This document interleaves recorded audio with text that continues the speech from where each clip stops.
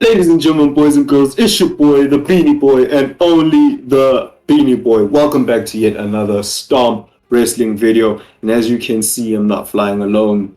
On this video, I'm flying with the man himself, Mr. No Days Off, Mr. WrestleDrop. And today we've got another banging video for you right here on the Stomp channel. Today, WrestleDrop and I just decided, you know what, let's talk. I mean, we're in October now, the year, and obviously with that comes people reminiscing on the year. And yes, the WWE calendar technically starts after WrestleMania in April, but the 2022 calendar is almost over. And looking at it from that perspective, there is a certain feud happening right now in the WWE, right? And this feud, I feel, came out of nowhere. We'll hear from Mr. WrestleDrop himself telling us how he feels about it, but I just feel like it came from nowhere, and now it is one of the best feuds, if not the best feud of the year. I am indeed talking about Gunther and Sheamus. Mr. WrestleDrop, how are you feeling about Gunther and Sheamus? I've loved every minute of it. The matches, Bro. the segments, Bro. literally everything's been good. Like everything. Yeah. But Yeah. That clash at the castle match was just something else. Even the match on SmackDown. Five stars. The match on SmackDown was just as good, to be honest. Exactly. And their match at Extreme Rules. Extreme Rules. It was my favorite match of the night. Yeah, of course. Yeah, I've enjoyed this. And it opened up. Exactly. I've enjoyed it so much. And I mean, I think a feud like that could get very boring. It's easy to mess up a feud like that because it's two meaty men slapping meat, as they say. But also think about what was the Rolling Broods feud before this, the New Day. And that got stale because they just had matches over and over and over. Yeah. So we've seen it. We've seen it get boring. And exactly.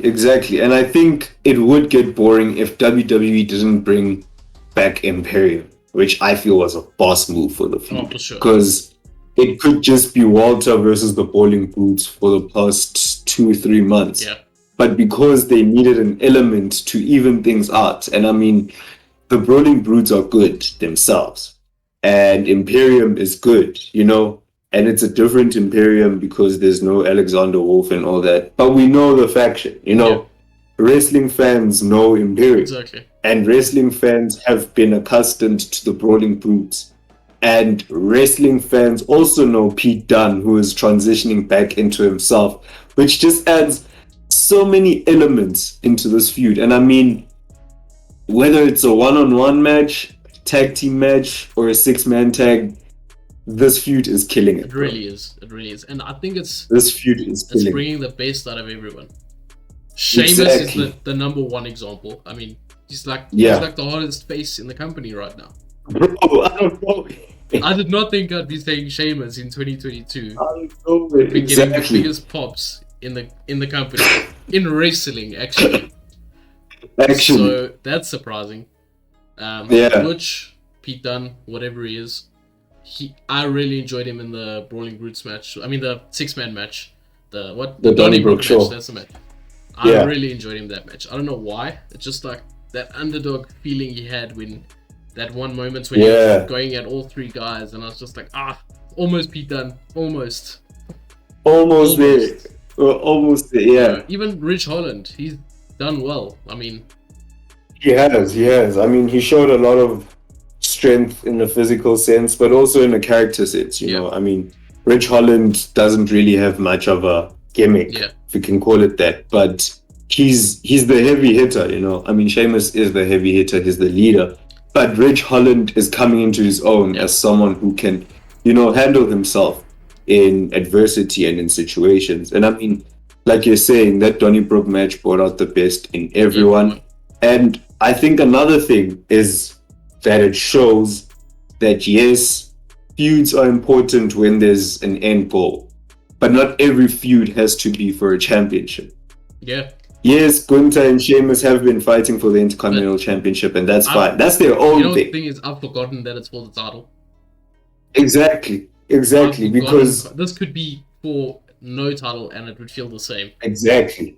And I mean, if a feud is that good that you forget that one of the participants in it is champion, and all you're enjoying is just seeing people beat the heck out of each other, then I think the feud is doing the most, bro. Exactly. I think the feud is doing the most. And another thing is that you can still do so much with the feud, bro. It's not over. You can still have a Ludwig Kaiser and Pete Dunn, not Butch, Pete Dunn feud.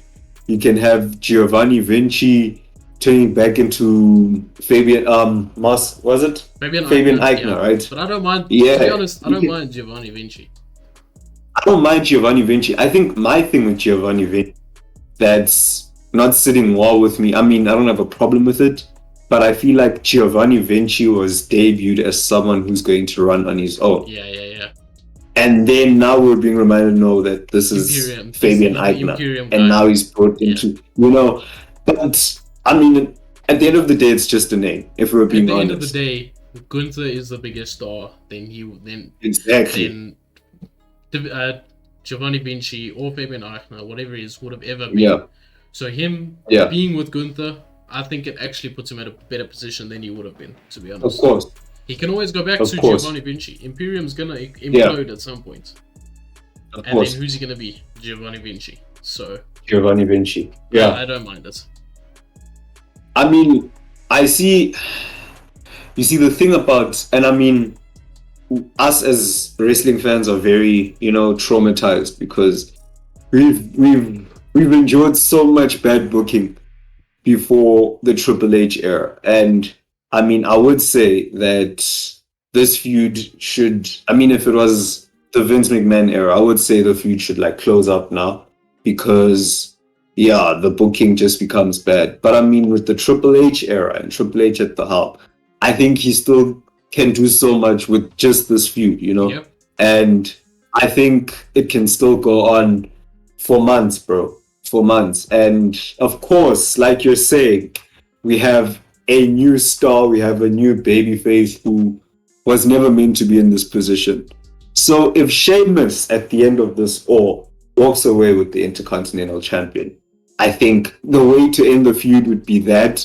And oh my goodness, what a feud it would have been. I agree. Like Sheamus getting that Intercontinental Championship, becoming the Grand Slam champion, which he deserves. Bro. Let's be honest. I think it would be a good way to end it. I really do. Yeah. He's lost twice. Yeah. Once on a technicality, once a legit loss. But I still think he can take it. You can take this all the way till Survivor Series. No, what's first? Rumble or Survivor Series? Survivor Series. Rumble is first. Survivor Series is first, yes. You can take us all the way till then.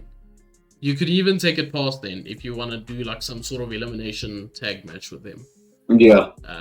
Like the old school Survivor Series where it's not SmackDown versus Raw, where it's just team versus team. The team versus team, sure. Could do that. I'm enjoying it. That's all I can say. Same, bro. It's been really same, good. Bro. And I really think that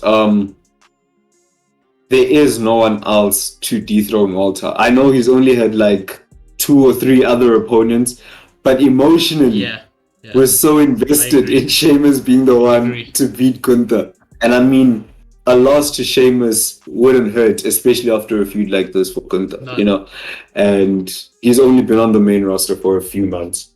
And already he's in the best feud going on right now. Exactly. So, a loss to Sheamus, I mean, give Sheamus the title. And man I'm going to be honest, Gunther on the main roster before Sheamus, I was kind of okay, I really like Gunther, Walter, whatever you call him. Yeah. But he can do more. Of course. Because he had the matches with Shinsuke, he had the matches with Ricochet, and I was just like, he's not getting the reaction either. It was kind of dull, his reaction from the crowd, and the Sheamus feud has really got people invested in Gunther now. The casuals, And I mean, Sheamus possesses a quality that very few people possess. Kevin Owens also possesses this quality. Sami Zayn, I think, also possesses. But the ability to have a good match with everybody. Yeah.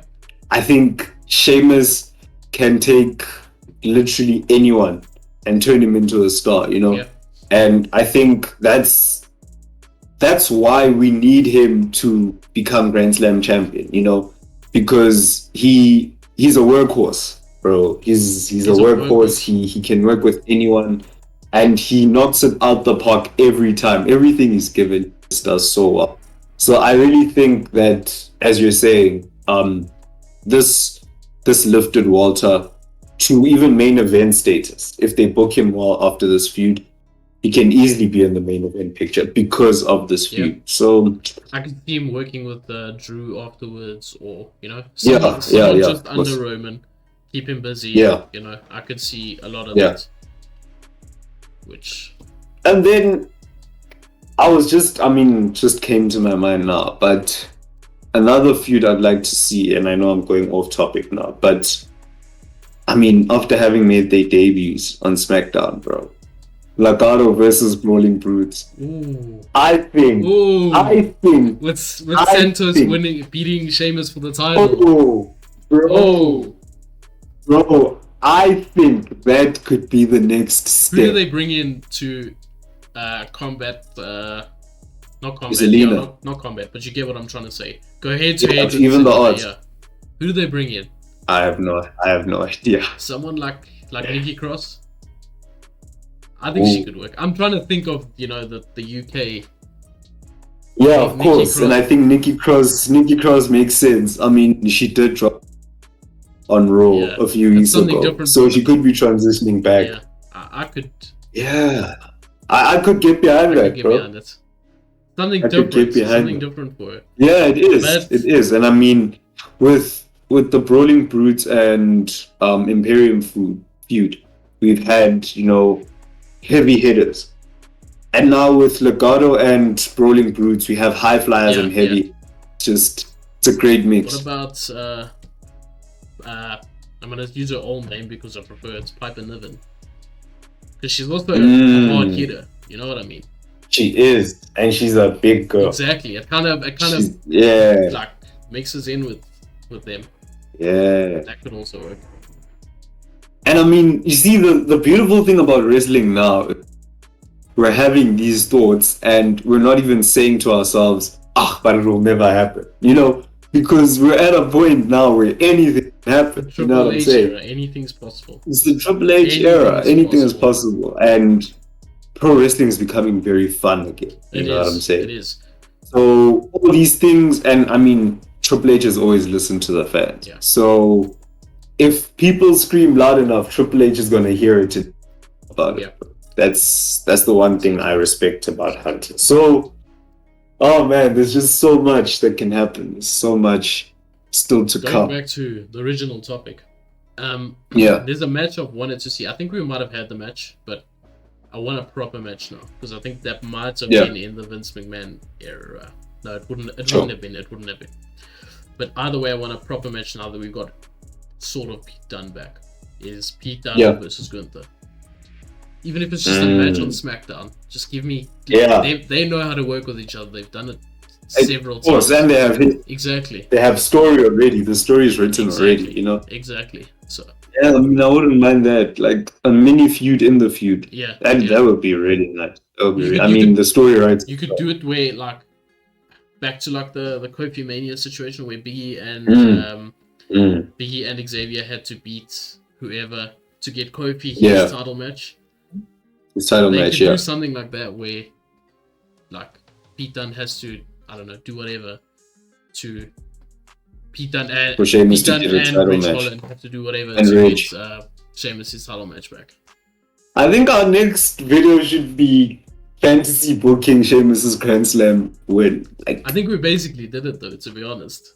Yeah, because I feel like it's a video on its own. Yeah, could definitely. And I feel like adding it in bits and pieces into this conversation doesn't do it justice, because he has risen his stock so much, and I think he's one person that many people, if not the majority, agree that he deserves it. So I feel like it's just something that deserves its own attention, its own video. But I think it's clear. I think if you guys want to see that, just let us know in the comments. Yeah, let us know in the comments below, and we'll definitely do it. we'll definitely do that. So what are we saying, bro? Feud of the year? Top 3? Top 3, because I've got one that I really enjoyed more, which I think we'll talk about in a future video. Alright, but cool. I'd put it top 3 for sure. For sure. Yeah, bro, I think let's just see what the rest of the year has. I think it's only right to do like a top 10 list of feuds for Stomp Wrestling. But yeah, no, definitely. Imperium versus Rolling Broods. Definitely one of the feuds of the year. For sure. I think we've said it all, bro. What else do you want to add? I think that's all we can say. That's all we can say. Yeah. Let's just see where the next few weeks take us. And if there's anything we need to talk about, you'll find us right here. Stomp Wrestling. So it has been your boy, the Beanie Boy, only Beanie Boy, with Mr. No Days Off himself, WrestleDrop. And yeah, man, if you like the video, again, don't forget to stomp that like button. Tell us in the comments if you want to see us fantasy booking Sheamus' Intercontinental Championship win. If you haven't already, join the family, join the Stomp family by stomping on that subscription button. And if you want to be notified every time we post, you could be at work, you could be at school, and you'll receive a notification every time we post, only if you stomp that bell icon. Otherwise, from myself, the Beanie Boy, and Mr. WrestleDrop, it has been just too sweet.